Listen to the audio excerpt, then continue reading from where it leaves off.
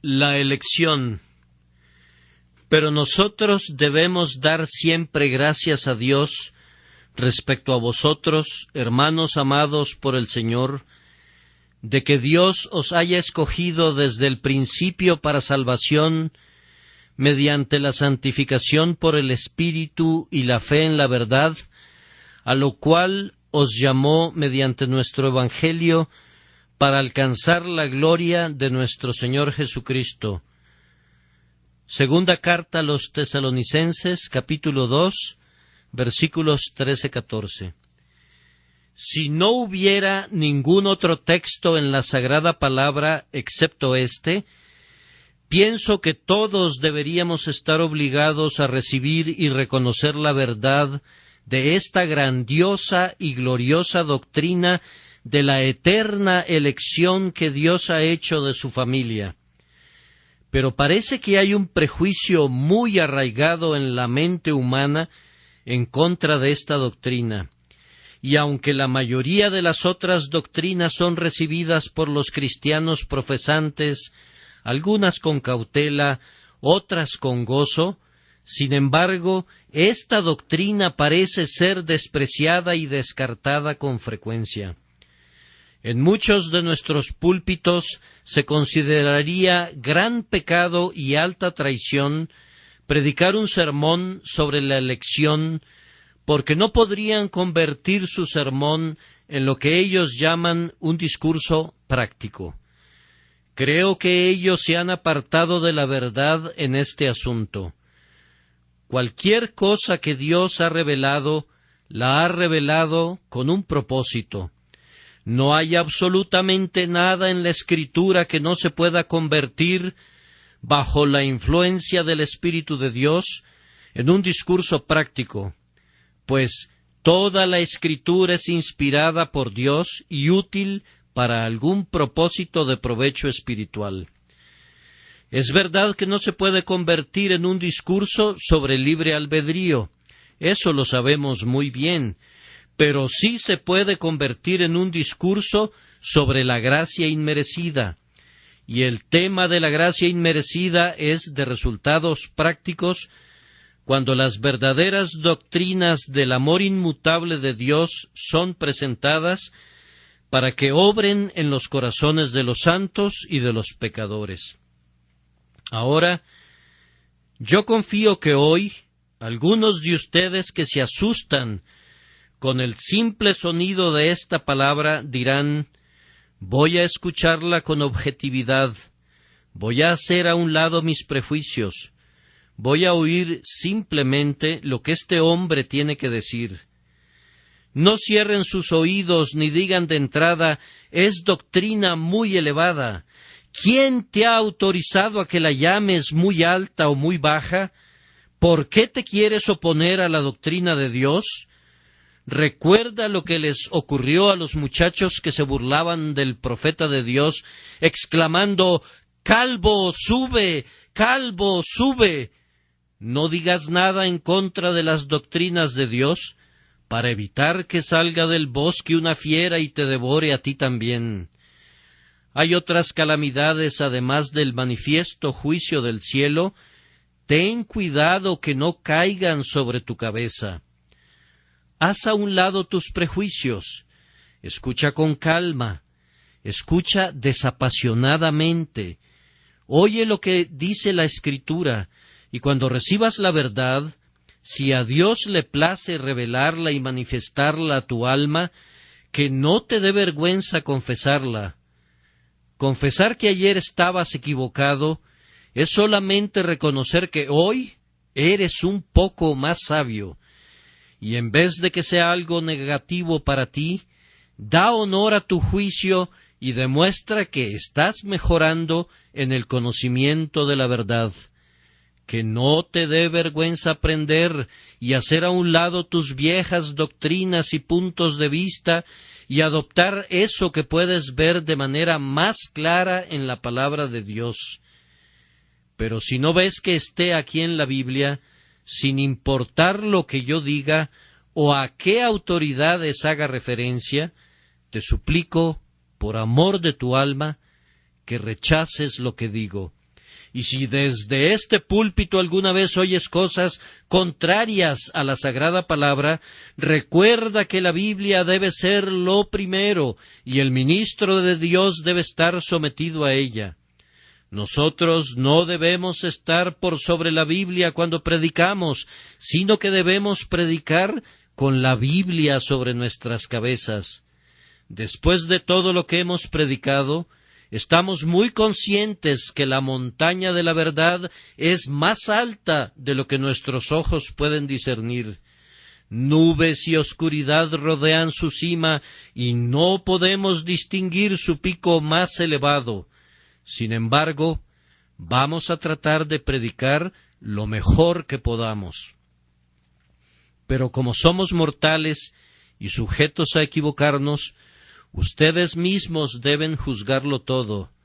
Probad los espíritus si son de Dios, y si estando de rodillas, reflexionando maduramente, ustedes son guiados a rechazar la elección, cosa que yo considero totalmente imposible, entonces deséchenla. No escuchen a quienes predican la elección, sino crean y confiesen aquello que ven que es la palabra de Dios. No puedo agregar nada más a manera de introducción. Entonces, en primer lugar, voy a referirme a la veracidad de esta doctrina de que Dios os haya escogido desde el principio para salvación. En segundo lugar, voy a tratar de demostrar que esta elección es absoluta. Él os haya escogido desde el principio para salvación, no para santificación, sino mediante la santificación por el Espíritu y la fe en la verdad. En tercer lugar, esta elección es eterna, porque el texto dice de que Dios os haya escogido desde el principio. En cuarto lugar, es personal, Él os haya escogido. Y luego vamos a reflexionar sobre los efectos de esta doctrina, ver lo que produce y finalmente, conforme a la capacidad que nos dé Dios, vamos a intentar considerar sus consecuencias y ver si, en efecto, es una doctrina terrible que conduce a una vida licenciosa. Tomaremos la flor y, como verdaderas abejas, vamos a comprobar si hay algo de miel allí, si algo bueno está contenido en ella, o si es un mal concentrado y sin mezcla. En primer lugar, debo demostrar que la doctrina es verdadera. Permítanme comenzar con un argumentum ad hominem, argumento al hombre. Voy a hablarles de acuerdo a sus diferentes posiciones y cargos. Algunos de ustedes pertenecen a la Iglesia de Inglaterra y me da gusto ver que hay muchos presentes hoy aquí. Aunque ciertamente digo de vez en cuando cosas muy duras acerca de la Iglesia y el Estado, sin embargo, yo amo a la vieja Iglesia, pues hay en esa denominación muchos ministros piadosos y santos eminentes. Ahora, yo sé que ustedes son grandes creyentes en lo que los artículos declaran como doctrina correcta. Les voy a dar una muestra de lo que los artículos afirman en lo relativo a la elección, de tal forma que si creen en los artículos, no pueden rechazar esta doctrina de la elección. Voy a leer un fragmento del artículo 17 que se refiere a la predestinación y a la elección.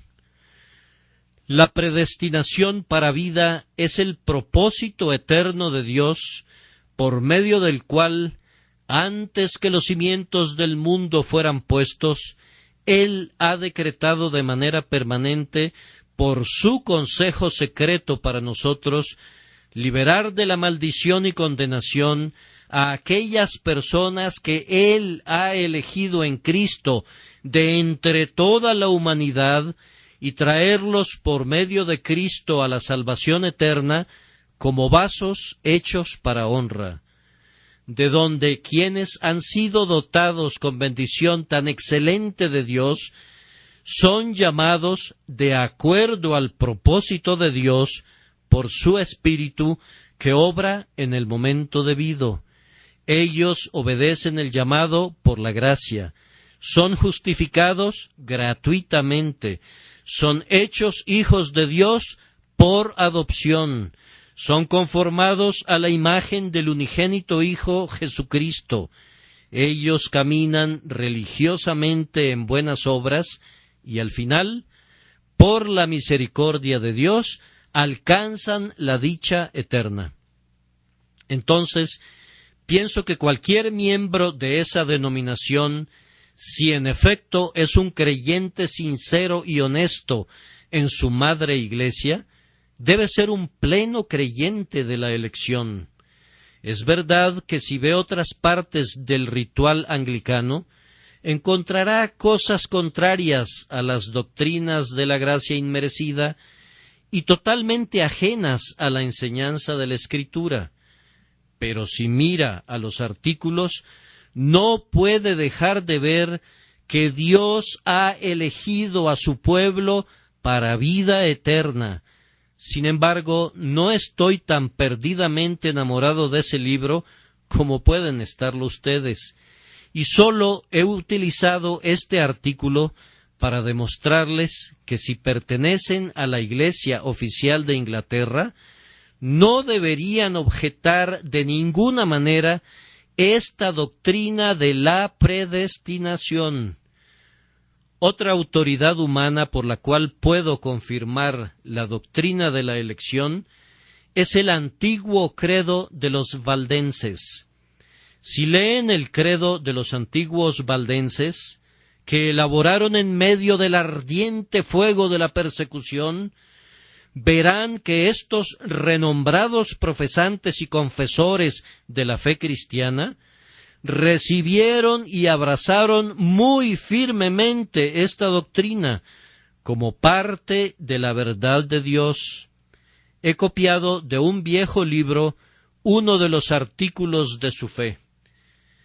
Que Dios salva de la corrupción y de la condenación a aquellos que Él ha elegido desde la fundación del mundo, no a causa de ninguna disposición, fe o santidad que Él hubiera previsto de antemano en ellos, sino por su pura misericordia en Cristo Jesús, su Hijo, dejando a un lado a todos los demás, según la irreprensible razón de su soberana voluntad y justicia. Entonces, no es una novedad lo que yo predico, no es una doctrina nueva.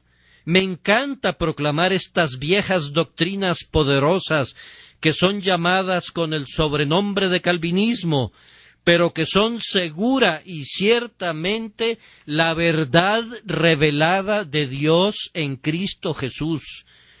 Por esta verdad yo hago una peregrinación al pasado, y conforme avanzo veo a un padre tras otro, a un confesor tras otro, a un mártir tras otro ponerse de pie para darme la mano. Si yo fuera un pelagiano o un creyente de la doctrina del libre albedrío, tendría que caminar por muchos siglos completamente solo. Aquí y allá, algún hereje de carácter no muy honorable podría levantarse y llamarme hermano, pero tomando estas cosas como la norma de mi fe, yo veo la tierra de los antepasados poblada por mis hermanos, veo multitudes que confiesan lo mismo que yo y reconocen que esta es la religión de la propia Iglesia de Dios. También les doy un extracto de la antigua confesión bautista. Nosotros somos bautistas en esta congregación, por lo menos la mayoría de nosotros, y nos gusta ver lo que escribieron nuestros propios antecesores. Hace aproximadamente unos 200 años, los bautistas se reunieron y publicaron sus artículos de fe para poner un fin a ciertos reportes en contra de su ortodoxia que se habían difundido por el mundo. Voy a referirme ahora a este viejo libro que yo acabo de publicar y puedo leer lo siguiente. Artículo 3. Por el decreto de Dios, para manifestación de su gloria, algunos hombres y algunos ángeles son predestinados y preordenados para vida eterna por medio de Jesucristo, para alabanza de su gracia gloriosa.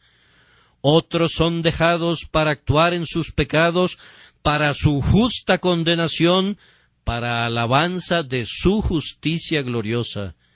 Estos hombres y estos ángeles que son así, predestinados y preordenados, son particularmente e inmutablemente designados, y su número es tan exacto y definido que no puede ser ni aumentado ni disminuido. Aquellas personas que están predestinadas para vida, Dios, desde antes de la fundación del mundo, de acuerdo a su eterno e inmutable propósito y al secreto consejo y buen agrado de su voluntad, los ha elegido en Cristo para gloria eterna, por su gracia inmerecida y amor, sin que haya ninguna cosa en la criatura, como una condición o causa que haya movido a Dios para esa elección. En lo que concierne a estas autoridades humanas, la verdad, no les doy mucha importancia.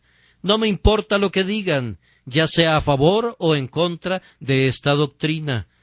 Solamente me he referido a ellas como un tipo de confirmación de la fe de ustedes, para mostrarles que, a pesar de que me tachen de hereje y de hipercalvinista, tengo el respaldo de la antigüedad.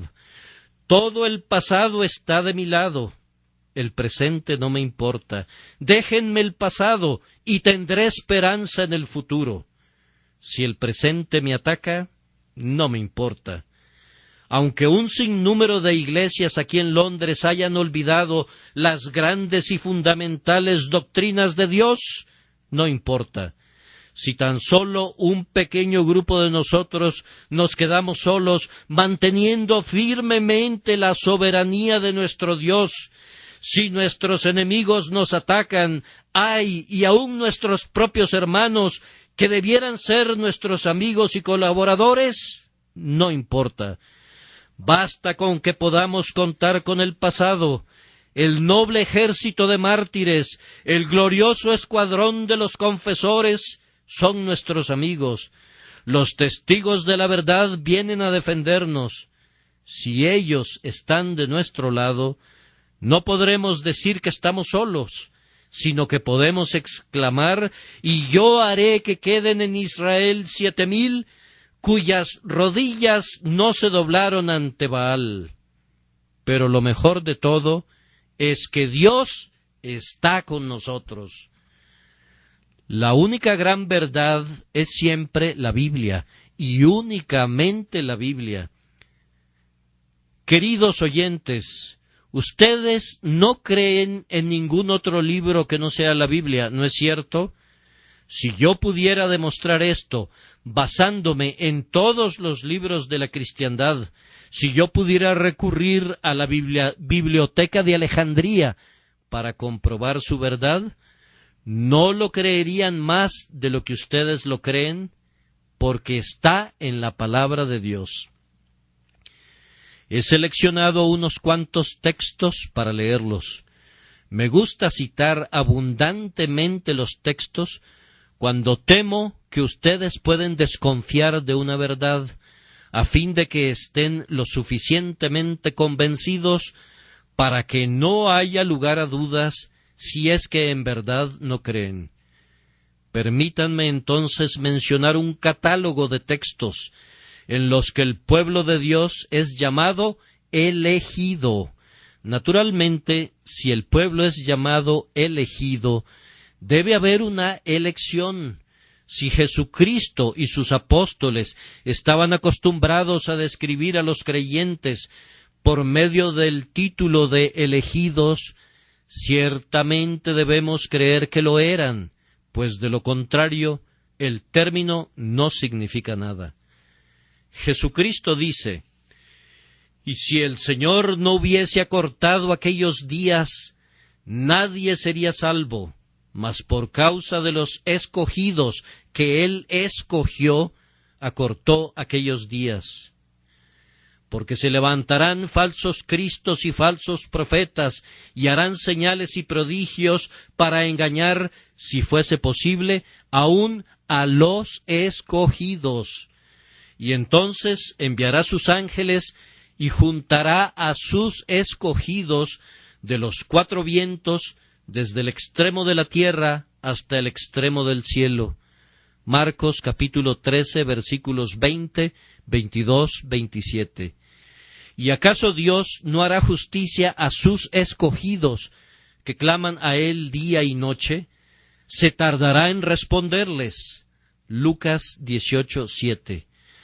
Podríamos seleccionar muchos otros textos que contienen la palabra elegido, o escogido, o preordenado, o designado, o la frase mis ovejas, o alguna descripción similar, mostrando que el pueblo de Cristo es diferente del resto de la humanidad. Pero ustedes tienen sus concordancias, y no los voy a importunar con más textos. A través de las epístolas, los santos son constantemente llamados los elegidos. En su carta a los Colosenses, Pablo dice: «Vestíos, pues, como escogidos de Dios, santos y amados, de entrañable misericordia». Cuando le escribe a Tito, se llama a sí mismo Pablo, siervo de Dios y apóstol de Jesucristo, conforme a la fe de los escogidos. Pedro dice elegidos según la presencia de Dios Padre. Y si vamos a Juan, encontraremos que le gusta mucho esa palabra. Dice el anciano a la señora elegida, y habla de tu hermana la elegida. Y sabemos dónde está escrito: la iglesia que está en Babilonia, elegida juntamente con vosotros. Ellos no se avergonzaban de esa palabra en aquellos días, no tenían miedo de hablar de ella.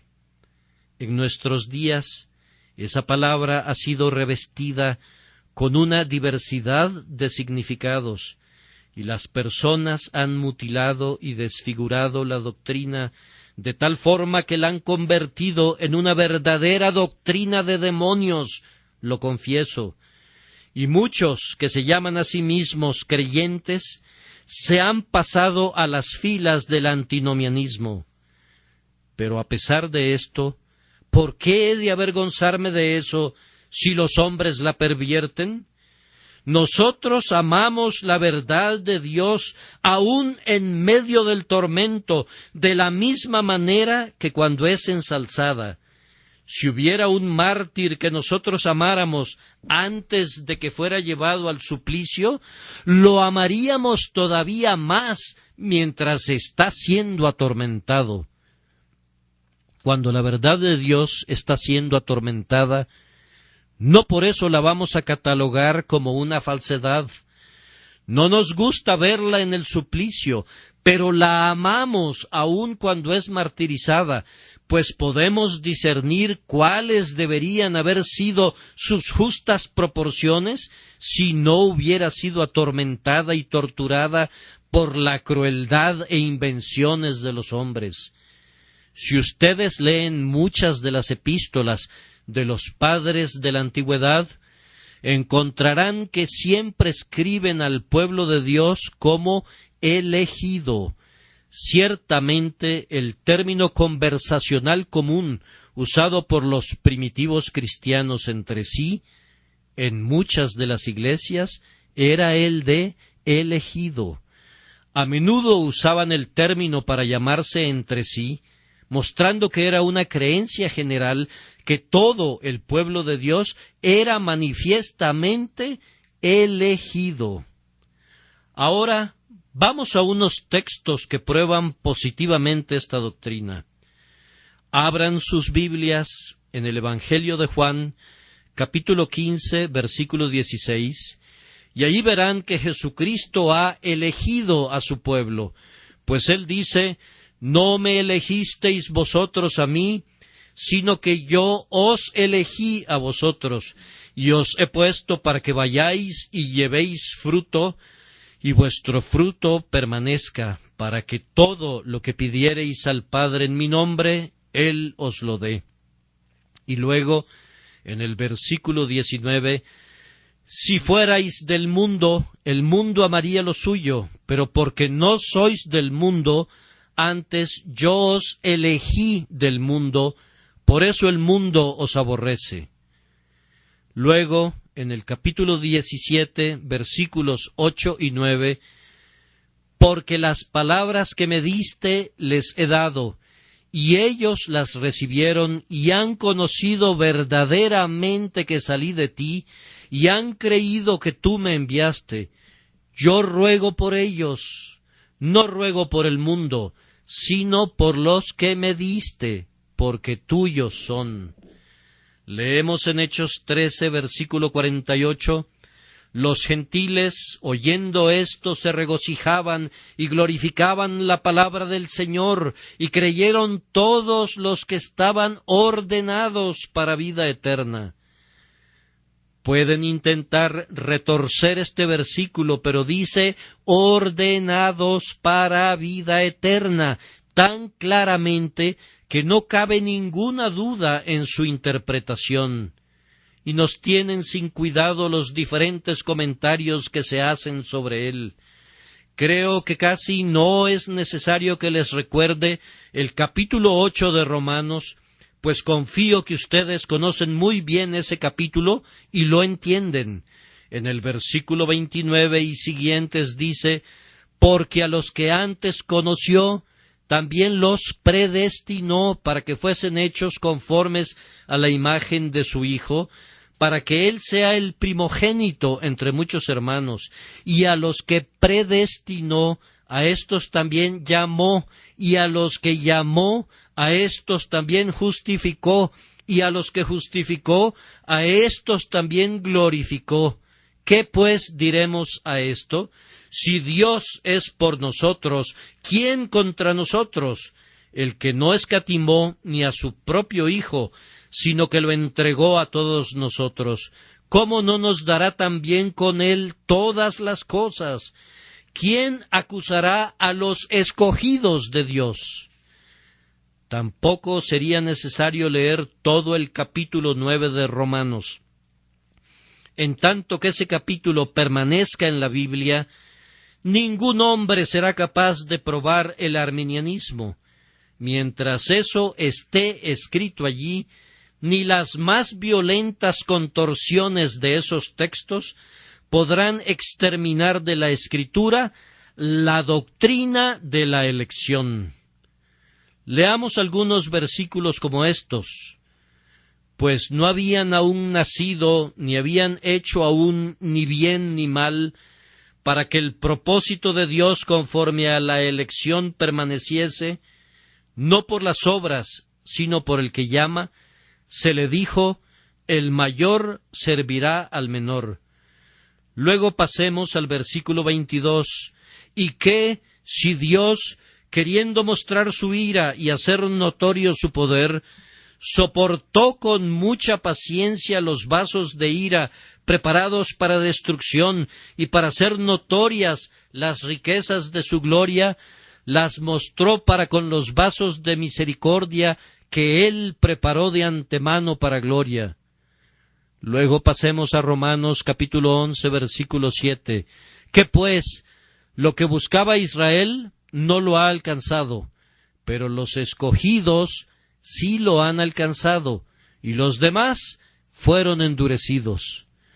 Y en el versículo 5 del mismo capítulo leemos: así también aún en este tiempo ha quedado un remanente escogido por gracia. Sin duda, todos ustedes recuerdan el pasaje de Primera de Corintios, capítulo 1, 26 al 29. Pues mirad, hermanos, vuestra vocación, que no sois muchos sabios según la carne, ni muchos poderosos, ni muchos nobles, sino que lo necio del mundo escogió Dios para avergonzar a los sabios, y lo débil del mundo escogió Dios para avergonzar a lo fuerte, y lo vil del mundo y lo menospreciado escogió Dios, y lo que no es, para deshacer lo que es, a fin de que nadie se jacte en su presencia. También recuerden el pasaje en Primera Tesalonicenses, capítulo 5, versículo 9, porque no nos ha puesto Dios para ira, sino para alcanzar salvación por medio de nuestro Señor Jesucristo. Y luego tienen el texto que estamos analizando, el cual, pienso, sería suficiente. Pero si necesitan más textos, pueden encontrarlos buscándolos con calma, si no hemos logrado eliminar sus sospechas de que esta doctrina no es verdadera. Me parece, amigos míos, que esta sobrecogedora cantidad de versículos debería hacer temblar a quienes se atreven a burlarse de esta doctrina. ¿Qué diremos de aquellos que a menudo la han despreciado y han negado su divinidad, que han atacado su justicia y se han atrevido a desafiar a Dios y lo llaman un tirano todopoderoso, cuando han escuchado que Él ha elegido a un número específico para vida eterna? ¿Puedes tú, que rechazas esa doctrina, quitarla de la Biblia? ¿Puedes tú tomar el cuchillo de Jehudí y extirparla de la palabra de Dios? ¿Quieres ser como la mujer a los pies de Salomón, que aceptó que el niño fuera dividido en 2 mitades para que puedas tener tu mitad? ¿Acaso no está aquí en la Escritura? ¿Y no es tu deber inclinarte ante ella y mansamente reconocer que no la entiendes, recibirla como la verdad, aunque no puedas entender su significado? No voy a intentar demostrar la justicia de Dios al haber elegido a algunos y haber pasado por alto a otros. No me corresponde a mí vindicar a mi Señor. Él hablará por sí mismo y en efecto lo hace. Mas antes, oh hombre, ¿quién eres tú para que alterques con Dios? ¿Dirá el vaso de barro al que lo formó, ¿por qué me has hecho así? ¿O no tiene potestad el alfarero sobre el barro para hacer de la misma masa un vaso para honra y otro para deshonra? ¿Quién es aquel que dirá a su padre, ¿qué has engendrado? O a su madre, ¿qué has traído al mundo? Yo, Jehová, y ninguno más que yo, que formo la luz y creo las tinieblas, que hago la paz y creo la adversidad. Yo, Jehová, soy el que hago todo esto. ¿Quién eres tú para que alterques con Dios? Tiembla y besa su vara, inclínate y sométete a su cetro, no impugnes su justicia, ni denuncies sus actos ante tu propio tribunal, oh hombre. Pero hay quienes dicen, Dios es cruel cuando elige a uno y pasa por alto a otro. Entonces yo les preguntaría, ¿hay alguien el día de hoy que desea ser santo, que desea ser regenerado, que desea abandonar el pecado y caminar en santidad? Sí hay, dice alguien, yo quiero. Entonces Dios te ha elegido a ti. Sin embargo, otro dice, no, yo no quiero ser santo, no quiero dejar mis pasiones ni mis vicios. ¿Por qué te quejas entonces de que Dios no te haya elegido a ti? Pues si hubieras sido elegido, no te gustaría según lo estás confesando. Si Dios te hubiera elegido hoy a la santidad, tú dices que no te importa. ¿Acaso no estás reconociendo que prefieres la borrachera a la sobriedad, la deshonestidad a la honestidad? Amas los placeres de este mundo más que la religión. Entonces, ¿por qué te quejas que Dios no te haya elegido para la religión? Si amas la religión, Él te ha elegido para la religión. Si la deseas, Él te ha elegido para ella. Si no la deseas, ¿qué derecho tienes de decir que Dios debió haberte dado aquello que no deseas? Suponiendo que tuviera en mi mano algo que tú no valoras, y que yo dijera que se lo voy a dar a tal o cual persona, tú no tendrías ningún derecho de quejarte de que no te lo estoy dando a ti. No podrías ser tan necio de quejarte porque alguien más ha obtenido aquello que a ti no te importa para nada. De acuerdo a la propia confesión de ustedes, hay muchos que no quieren la religión, no quieren un nuevo corazón y un espíritu recto, no quieren el perdón de sus pecados, no quieren la santificación, no quieren ser elegidos a estas cosas. Entonces, ¿por qué se quejan? Ustedes consideran todo esto como cosas sin valor, y entonces, ¿por qué se quejan de Dios que ha dado esas cosas a quienes Él ha elegido? Si consideras que esas cosas son buenas y tienes deseos de ellas, entonces están disponibles para ti. Dios da abundantemente a todos aquellos que desean, y antes que nada, Él pone el deseo en ellos. De otra forma, nunca lo desearían. Si amas estas cosas, Él te ha elegido para ellas, y puedes obtenerlas. Pero si no es así, ¿quién eres tú para criticar a Dios cuando es tu propia voluntad desesperada la que te impide amar estas cosas, cuando es tu propio yo el que te hace odiarlas? Supongan que un hombre que va por la calle dice: «Qué lástima que no haya un asiento disponible para mí en la capilla, para poder oír lo que este hombre tiene que decir». Y supongan que dice: «Odio a ese predicador, no puedo soportar su doctrina, pero aún así es una lástima que no haya un asiento disponible para mí». ¿Esperarían ustedes que alguien diga eso? No, de inmediato dirían: a ese hombre no le importa, ¿por qué habría de preocuparle que otros alcancen lo que valoran y que él desprecia? ¿No amas la santidad? ¿No amas la justicia? Si Dios me ha elegido para estas cosas, ¿te ha ofendido por eso? Ah, pero, dice alguien, yo pensé que eso significa que Dios ha elegido a unos para ir al cielo y a otros para ir al infierno. Eso es algo totalmente diferente de la doctrina evangélica. Él ha elegido a unos hombres a la santidad y a la justicia, y por medio de ellas al cielo. No debes decir que los ha elegido simplemente para ir al cielo y a los otros para ir al infierno. Él te ha elegido para la santidad, si amas la santidad. Si cualquiera de ustedes quiere ser salvado por Jesucristo, Jesucristo le ha elegido para ser salvado. Si cualquiera de ustedes desea tener la salvación, ese ha sido elegido para la salvación si la desea sinceramente y ardientemente. Pero si tú no la deseas, ¿por qué habrías de ser tan ridículamente tonto de quejarte porque Dios da eso que no quieres a otras personas?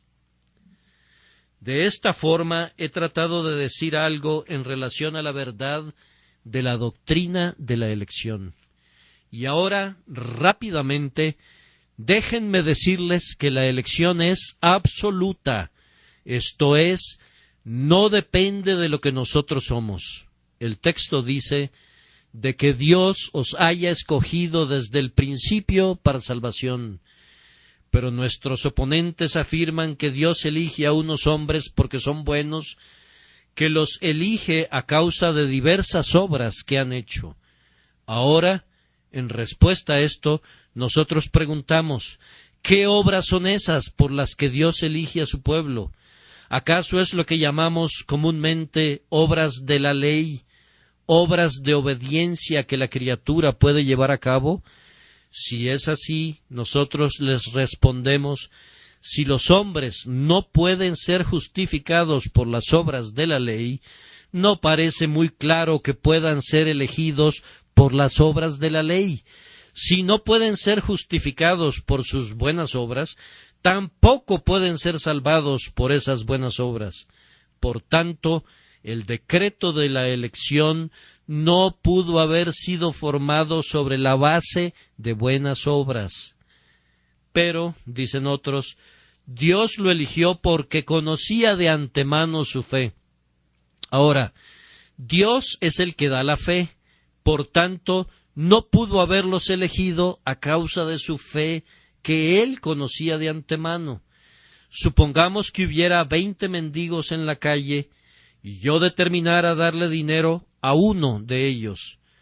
¿Podría alguien decir que yo decidí darle ese dinero, que yo elegí dárselo, porque conocía de antemano que él aceptaría ese dinero? Eso sería una tontería. De igual manera, decir que Dios eligió a unos hombres porque conocía de antemano que ellos habrían de tener la fe, que es la salvación en germen, sería tan absurdo que no vale la pena ni escucharlo. La fe es el don de Dios. Toda virtud viene de Él. Por tanto, la fe no pudo haberlo llevado a elegir a los hombres, porque es su don. La elección, estamos convencidos de ello, es absoluta y completamente independiente de las virtudes que adornan a los santos posteriormente.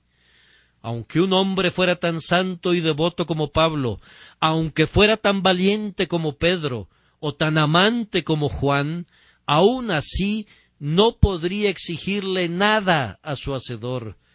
Todavía no he conocido a ningún santo de ninguna denominación que haya pensado que Dios lo salvó porque vio de antemano que tendría estas virtudes y méritos.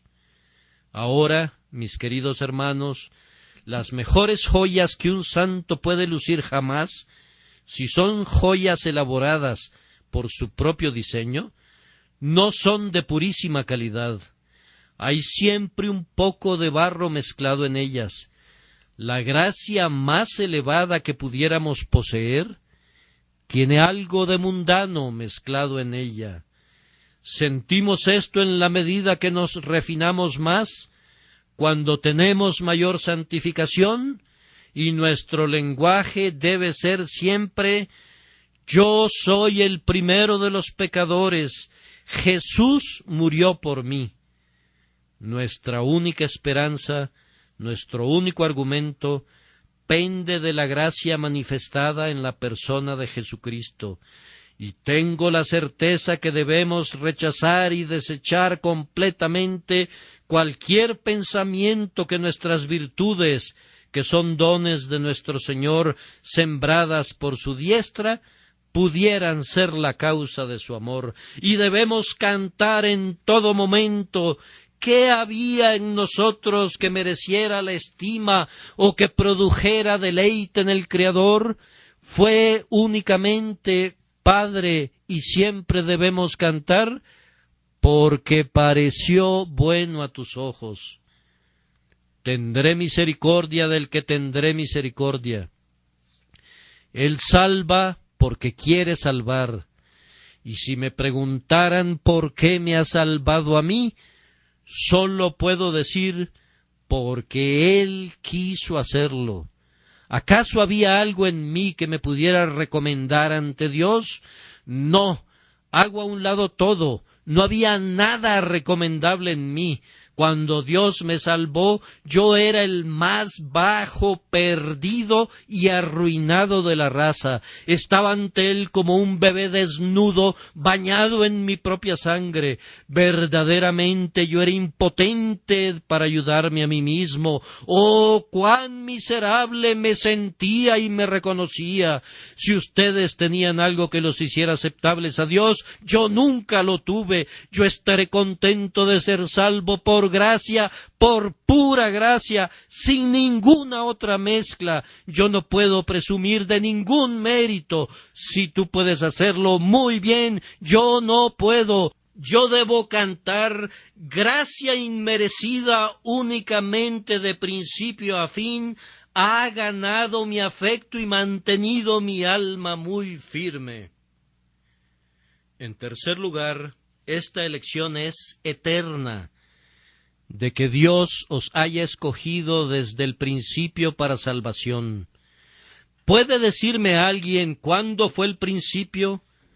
Hace años creíamos que el principio de este mundo fue cuando Adán fue creado, pero hemos descubierto que miles de años antes de eso, Dios estaba preparando la materia caótica para hacerla una adecuada morada para el hombre, poniendo razas de criaturas sobre la tierra que murieron y dejaron tras sí las marcas de su obra y su maravillosa habilidad antes de crear al hombre.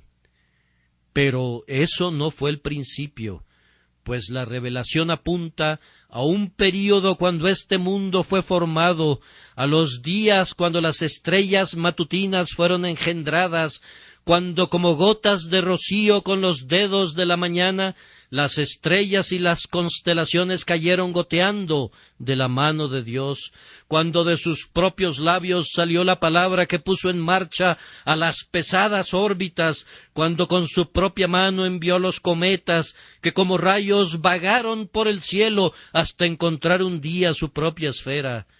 Regresaremos a esas edades remotas cuando los mundos fueron hechos y los sistemas formados, pero ni siquiera nos hemos acercado al principio todavía. Hasta que no hayamos ido al tiempo cuando todo el universo dormía en la mente de Dios y no había nacido todavía, hasta que entremos en la eternidad donde Dios el Creador vivía solo y todas las cosas dormían dentro de Él. Toda la creación descansaba en su omnipotente pensamiento gigantesco. No habremos todavía adivinado el principio. Podemos caminar hacia atrás y atrás y atrás a lo largo de todas las edades. Podemos volver, si se nos permite usar esas extrañas palabras, a lo largo de eternidades enteras y, sin embargo, nunca llegar al principio. Nuestras alas se podrían cansar, nuestra imaginación se podría extinguir, y aunque pudiera superar al rayo que brilla majestuosamente con poder y velocidad, pronto se cansaría, mucho antes de poder alcanzar el principio.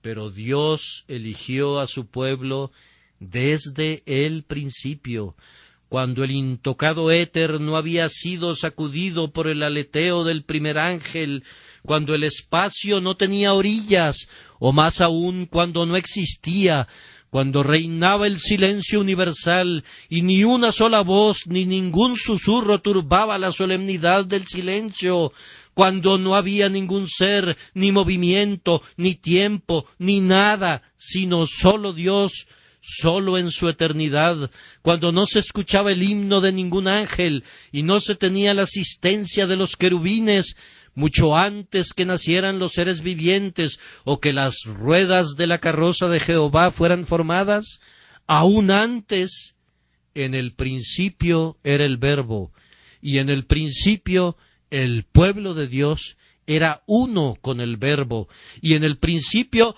Él los escogió para vida eterna. Entonces nuestra elección es eterna. No me voy a detener para demostrar esto. Solamente paso por estos pensamientos de manera rápida para beneficio de los jóvenes principiantes, para que puedan entender lo que queremos decir por elección eterna y absoluta. A continuación, La elección es personal. Aquí también nuestros oponentes han intentado derribar la elección diciéndonos que es una elección de naciones y no de personas. Pero aquí el apóstol nos dice: Dios os ha escogido desde el principio. Decir que Dios no ha elegido a personas, sino a naciones, es la tergiversación más miserable que se haya hecho sobre la tierra, pues la mismísima objeción que se presenta en contra de la elección de personas se puede presentar en contra de la elección de una nación.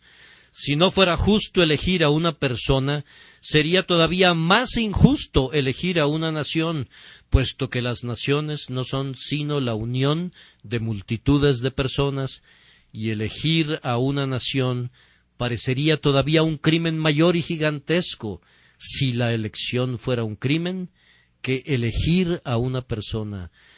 Ciertamente elegir a 10,000 sería considerado algo peor que elegir a uno. Distinguir a toda una nación del resto de la humanidad parece una mayor extravagancia en los actos de la divina soberanía que elegir a un pobre mortal y pasar por alto a otro. Pero, ¿qué son las naciones sino hombres? ¿Qué son los pueblos enteros sino combinaciones de diferentes unidades? Una nación está constituida por ese individuo, y por ese otro, y por aquel otro. Y si me dices que Dios eligió a los judíos, yo respondo entonces que Él eligió a este judío, y a ese judío, y a aquel judío. Y si tú dices que Él elige a Inglaterra, entonces yo digo que Él elige a este hombre inglés, y a ese hombre inglés, y a aquel hombre inglés. Así que, después de todo, se trata de la misma cosa. Entonces, la elección es personal. Así debe ser. Cualquiera que lea este texto y otros textos similares, verá que la Escritura continuamente habla del pueblo de Dios, considerando a cada individuo, y habla de todos ellos como siendo los sujetos especiales de la elección. Hijos somos de Dios por la elección, los que creemos en Jesucristo, por un designio eterno, gracia soberana recibimos aquí. Sabemos que es una elección personal. El otro pensamiento es, pues mi tiempo vuela rápidamente y me impide detenerme sobre estos puntos, que la elección produce buenos resultados, de que Dios os haya escogido desde el principio para salvación, mediante la santificación por el Espíritu y la fe en la verdad. ¿Cuántos hombres confunden completamente la doctrina de la elección? ¿Y cómo hierve mi alma cuando recuerdo los terribles males que se han acumulado por la perversión y el rechazo de esa gloriosa porción de la verdad gloriosa de Dios? ¿Cuántos no hay por allí que se han dicho a sí mismos: yo soy un elegido, y se han sentado perezosamente, y peor aún han dicho: yo soy el elegido de Dios, y con ambas manos han hecho la maldad? Rápidamente han corrido a todo tipo de inmundicia, porque han dicho: yo soy el escogido de Dios, y por tanto, independientemente de mis obras, puedo vivir como se me dé la gana y hacer lo que yo quiera. Oh, amados, permítanme solemnemente advertir a cada uno de ustedes que no lleven esa verdad muy lejos, o más bien, que no conviertan esa verdad en un error, pues no la podemos estirar mucho. Podemos pasar por sobre los límites de la verdad. Podemos convertir eso que tenía la intención de ser dulce para nuestro consuelo en una terrible mezcolanza para nuestra destrucción. Les digo que ha habido miles de personas que han ido a la ruina por entender de manera equivocada la elección, que han dicho: Dios me ha elegido para el cielo y para la vida eterna. Pero a ellos se les ha olvidado que está escrito que Dios los ha elegido mediante la santificación por el Espíritu y la fe en la verdad. Esta es la elección de Dios, una elección para santificación y para fe. Dios elige a su pueblo para que sea santo y para que sea un pueblo de creyentes. ¿Cuántos de mis oyentes son creyentes? ¿Cuántos miembros de mi congregación pueden poner su mano en el corazón y decir: yo confío en Dios que he sido santificado? ¿Hay alguien entre ustedes que pueda decir: yo soy un elegido, mientras yo pueda recordarle cómo blasfemó la semana pasada? Uno de ustedes dice: yo confío ser uno de los elegidos, pero yo le recuerdo acerca de un acto de depravación cometido dentro de los últimos 6 días. Alguien más dice: yo soy un elegido, pero yo puedo mirarle a la cara y decirle: elegido, tú no eres más que un maldito hipócrita. Otros dirán: yo soy elegido, pero yo puedo recordarles que ellos se olvidan del propiciatorio y no oran. Oh, amados hermanos, nunca piensen que son elegidos a menos que sean santos. Pueden venir a Cristo como pecadores, pero no pueden venir a Cristo como personas elegidas mientras no puedan ver su santidad. No malinterpreten lo que estoy diciendo. No digan: yo soy un elegido, pensando que pueden vivir en pecado. Eso es imposible. Los elegidos de Dios son santos. No son puros, no son perfectos, no son sin mancha, pero tomando su vida en su conjunto, son personas santas. Son marcados y son distintos de los demás, y ninguna persona tiene el derecho de considerarse elegido excepto en su santidad. Puede ser elegido y estar todavía en las tinieblas, pero no tiene derecho de creerse elegido. Nadie puede verlo, no hay ninguna evidencia. Puede ser que el hombre viva algún día, pero por lo pronto está muerto. Si ustedes caminan en el temor de Dios, tratando de agradarlo y obedeciendo sus mandamientos, no tengan la menor duda que el nombre de ustedes está escrito en el libro de la vida del Cordero desde antes de la fundación del mundo. Y para que esto no resulte muy elevado para ti, considera la otra señal de la elección, que es la fe, creer la verdad. Quien quiera que crea la verdad de Dios y crea en Jesucristo es un elegido. Con frecuencia me encuentro con pobres almas que tiemblan y se preocupan en relación a este pensamiento.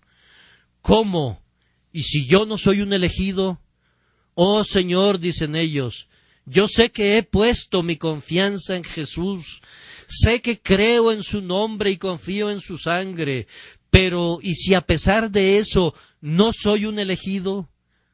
Pobre criatura querida, no sabes mucho acerca del Evangelio, pues de lo contrario jamás hablarías así, pues todo aquel que cree es elegido. Quienes son elegidos para santificación y fe, y si tú tienes fe, tú eres uno de los elegidos de Dios. Puedes saberlo y debes saberlo, pues es una certeza absoluta. Si tú, como un pecador, miras a Jesucristo el día de hoy y dices: nada en mis manos traigo, simplemente a tu cruz me aferro, tú eres un elegido. No tengo miedo que la elección asuste a los pobres santos o a los pecadores. Hay muchos teólogos que le dicen a la persona que pregunta: la elección no tiene nada que ver contigo. Eso es muy malo, porque la pobre alma no debe ser callada de esa manera.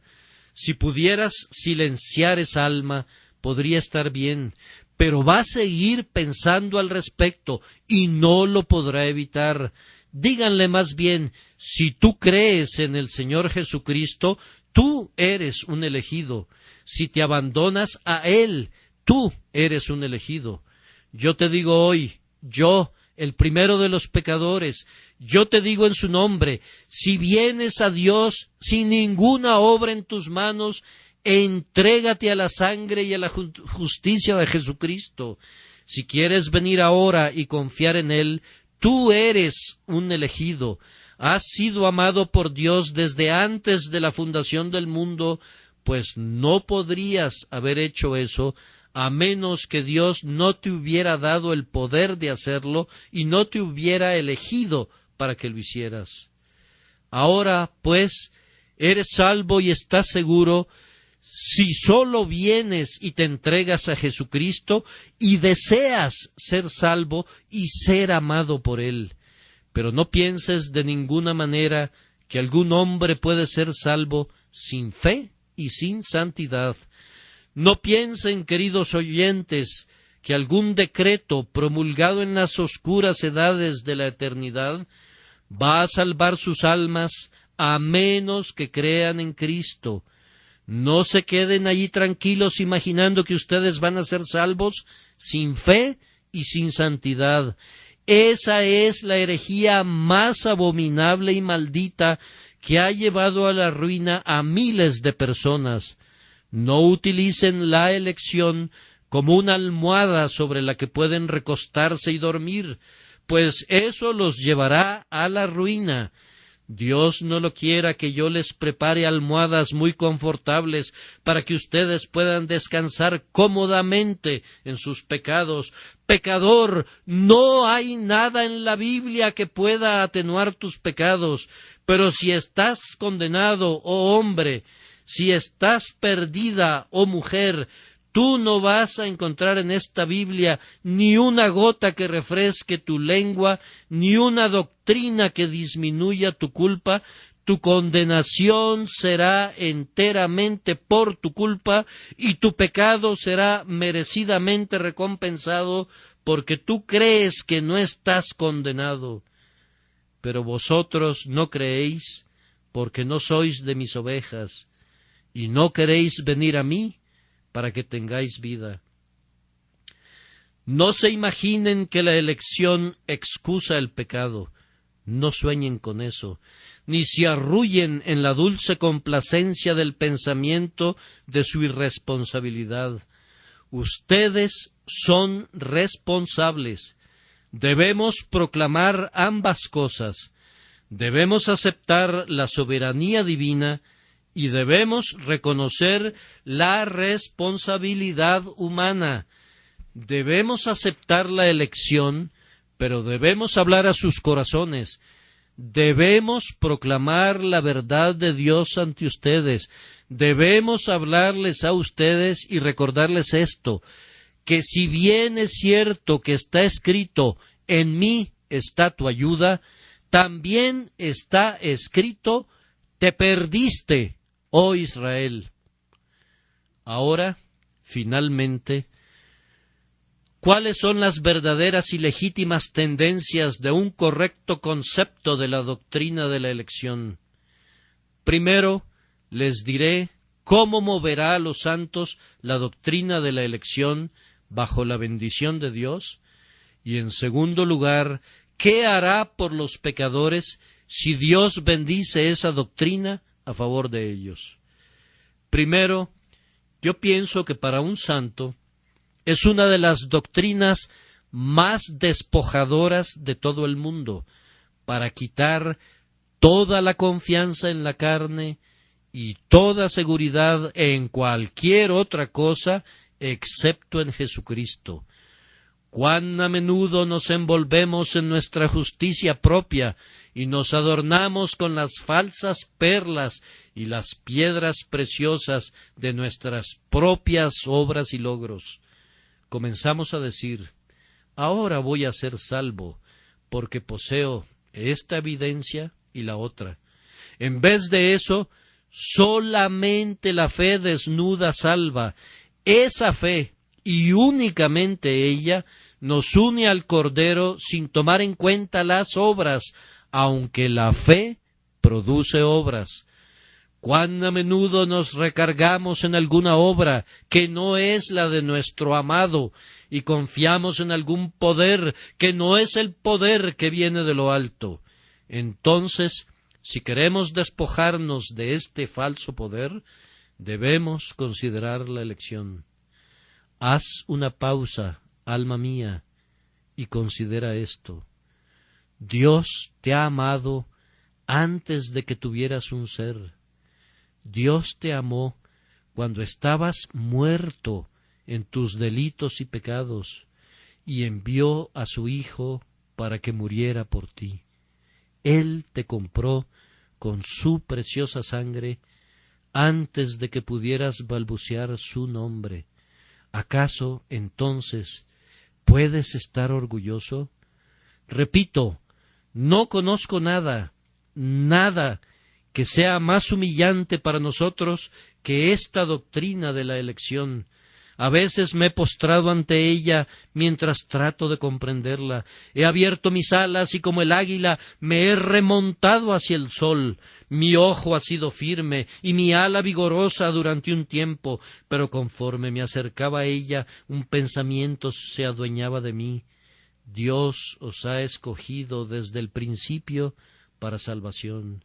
Y me he perdido en su resplandor, he sentido vértigo ante ese poderoso pensamiento, y de esa altura que marea se ha desplomado mi alma, postrada y quebrantada, balbuciendo: Señor, yo no soy nada, soy menos que nada, ¿por qué yo? ¿Por qué yo?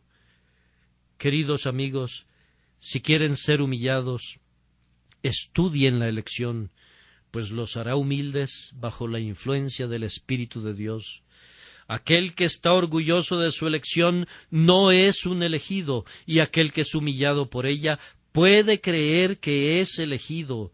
Tiene todas las razones para creer que lo es, pues uno de los efectos más benditos de la elección es que nos ayuda a humillarnos ante Dios. De nuevo, la elección en el cristiano debe hacerlo muy intrépido y muy osado. Nadie será tan intrépido como aquel que cree que es un elegido de Dios.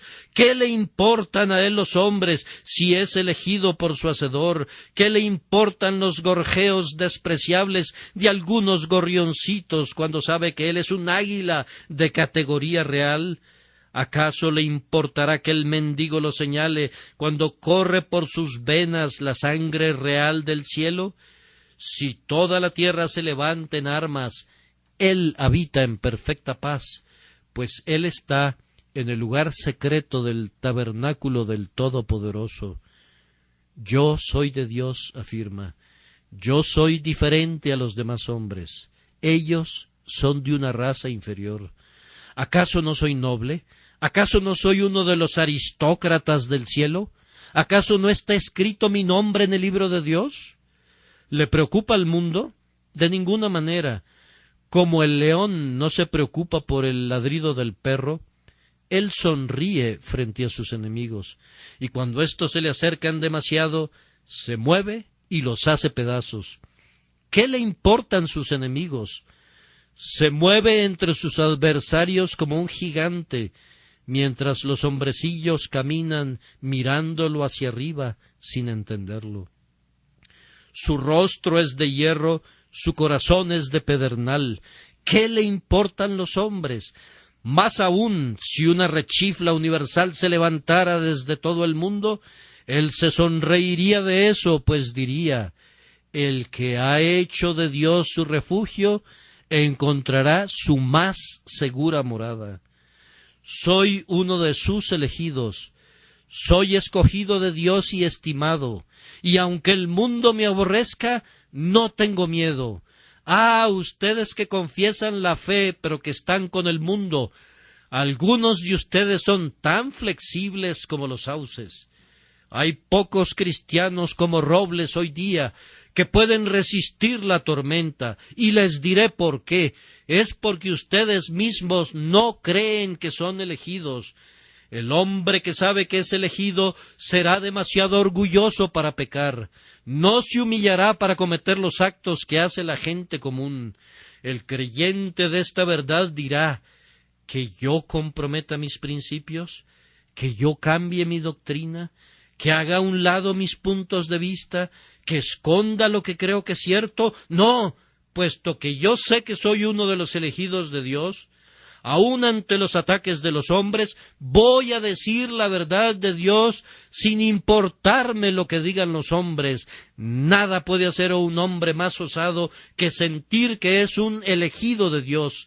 Quien sabe que ha sido elegido de Dios no temblará ni tendrá miedo.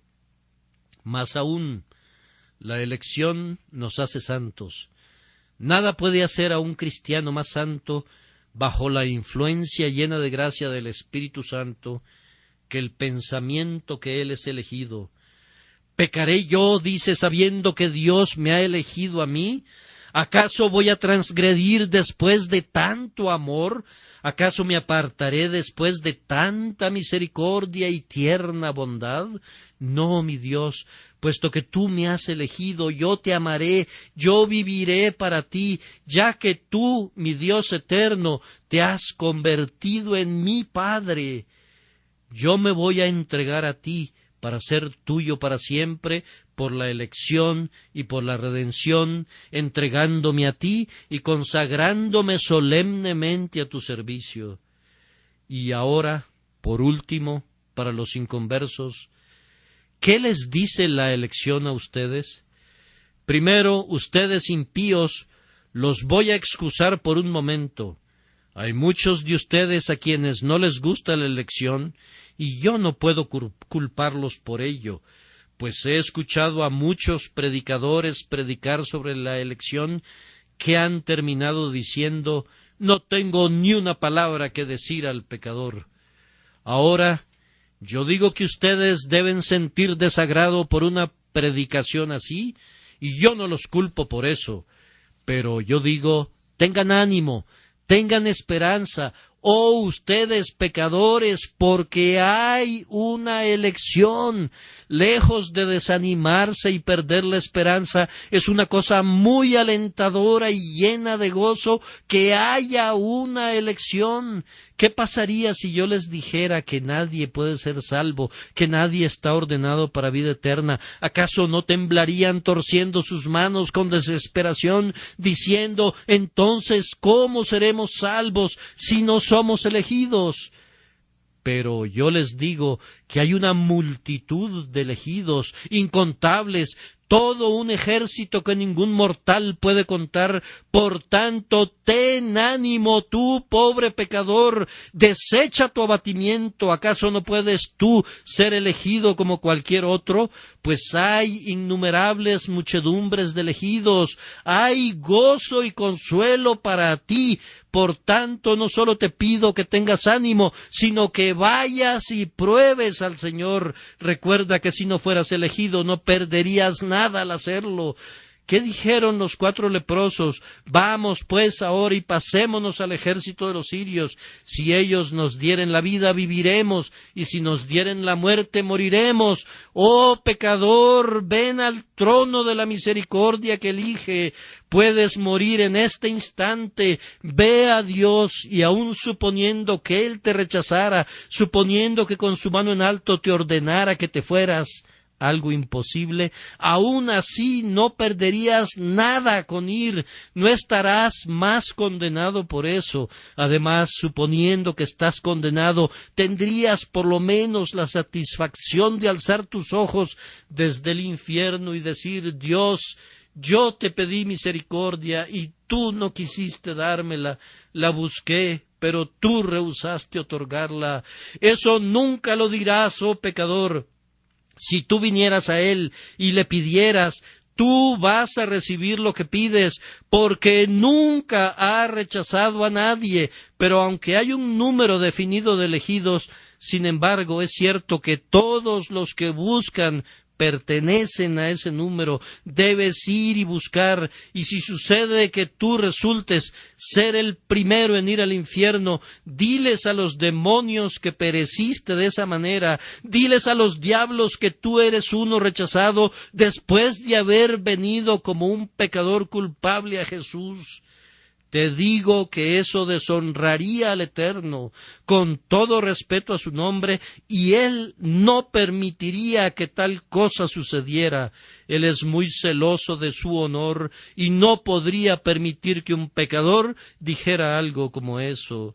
Pero, pobre alma, no basta con que pienses así, que no vas a perder nada si vienes. Hay todavía un pensamiento más.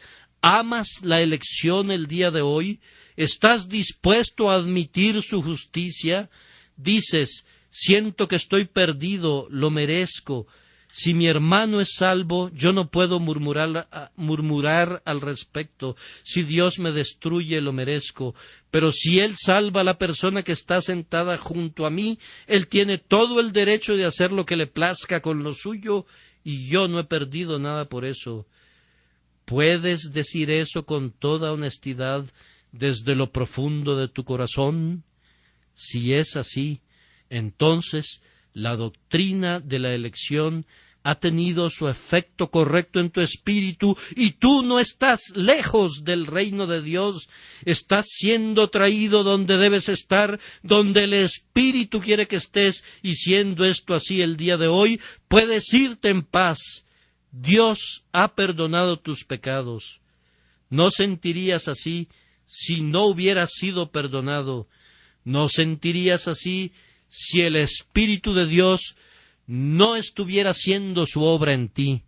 Entonces, regocíjate en esto. Deja que tu esperanza descanse en la cruz de Cristo. No pienses en la elección, sino en Jesucristo. Descansa en Jesús. Jesús al inicio, en todo momento y por toda la eternidad.